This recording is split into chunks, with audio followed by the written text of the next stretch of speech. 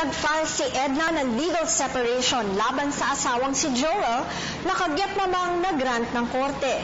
Kaya lamang ay nag-aaway sila mag-asawa kung paano hahatiin ang mga naipundar ayon sa utos ng korte. Nais daw maintindihan ni Edna ang proseso ng paghahati nila ng property. Wala naman daw kasi silang property regime na napagkasunduan bago sila ikasal. Edna, dahil sa wala naman kayong napagkasunduang property regime sa pagitan ninyong mag-asawa, ang hatian ninyo ng ari-arian ay sasailalim sa Absolute Community of Property.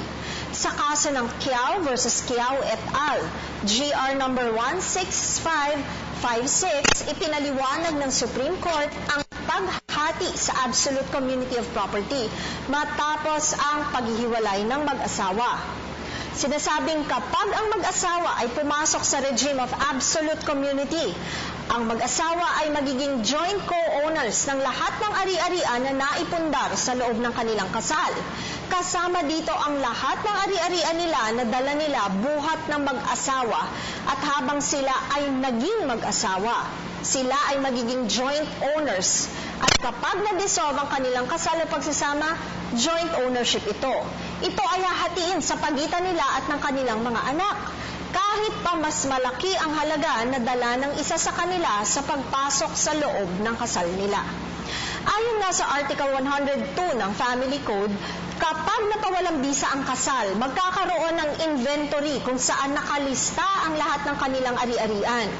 Kinakailangang mabayaran ang lahat ng utang at obligasyon ng mag-asawa mula sa absolute community assets. Ano man na maiwan sa separate properties nila ay maaari na nilang paghatian at kunin. Tandaan na ang aming opinyon ay maaaring mag-iba depende po sa mga impormasyong ibinibigay ninyo sa amin.